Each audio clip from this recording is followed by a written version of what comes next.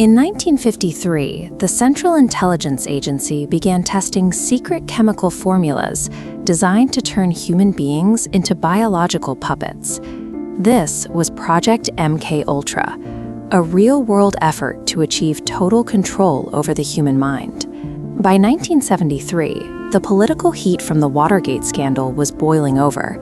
CIA Director Richard Helms, fearing the agency's internal secrets would be next, ordered the destruction of every MKUltra file to erase the program from history.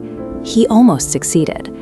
But a single box containing 20,000 pages of financial receipts was accidentally misfiled in a separate budget office, leaving a paper trail the shredders never reached.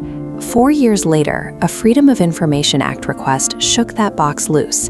Those surviving receipts triggered a massive Senate investigation in 1977, forcing the agency to answer for decades of secret research.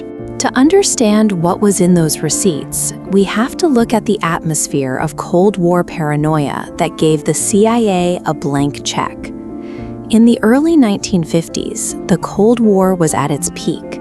Americans feared a Soviet nuclear attack, training children to dive under their desks. Reports from the Korean War fueled the panic. Captured U.S. soldiers were appearing on camera, confessing to false war crimes, leading the CIA to believe the enemy had perfected psychological brainwashing. The agency decided they needed to develop their own truth serums and mind control methods before the Soviets could use them against the American public. On April 13, 1953, CIA Director Allen Dulles officially authorized Project MKUltra. His order effectively removed all scientific and ethical guardrails, allowing agents to experiment on human subjects with zero oversight. National security fears were used to justify the suspension of human rights, opening the door for unchecked atrocities on domestic soil. Dulles picked Sidney Gottlieb, a chemist nicknamed the Black Sorcerer, to run the program.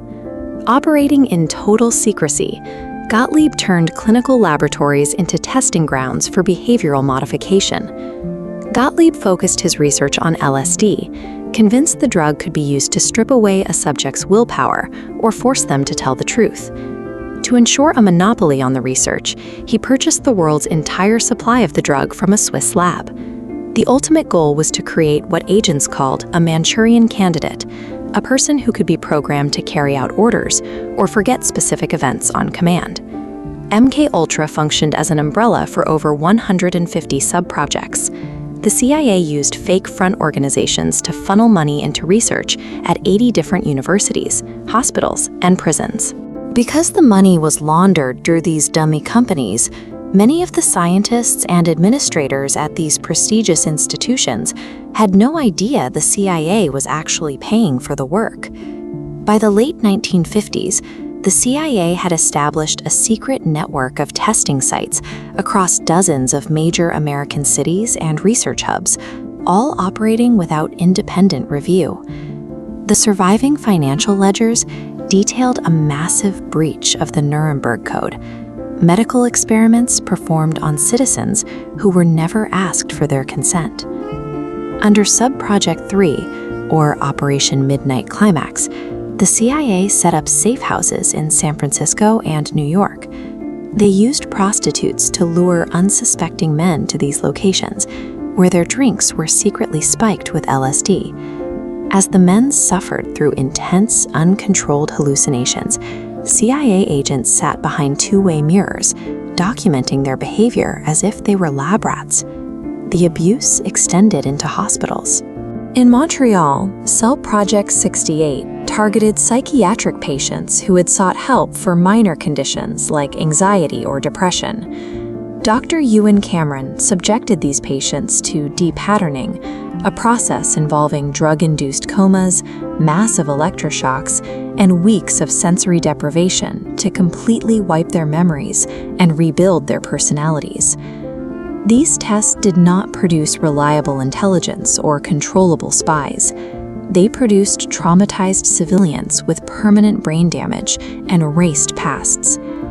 The human cost is exemplified by Frank Olson, an army scientist who was unwittingly dosed with LSD by his own colleagues. He suffered a severe mental breakdown and died days later after falling from a hotel window in New York. When the misfiled receipts were discovered, the Senate held public hearings in 1977 to investigate Olson's death and the thousands of other violations committed over 2 decades. CIA Director Stansfield Turner was forced to admit that the agency had tested on Americans from all social levels without their knowledge, using institutions that thought they were doing legitimate medical research. Senator Ted Kennedy publicly condemned the findings, noting that the agency's actions were a fundamental betrayal of the citizens they were sworn to protect. Despite the public outrage, the architects of MKUltra faced few consequences. Richard Helms eventually dismissed the entire 20-year program as useless to the agency's mission. The investigation led to permanent changes, including executive orders that strictly ban non-consensual human testing and the creation of oversight committees to monitor intelligence activities. However, the destruction of the MKUltra files means the full list of victims and the total extent of the experiments may never be known, leaving a permanent gap in the historical record. Project MKUltra remains the primary historical warning of what happens when a government operates with unchecked power and total anonymity.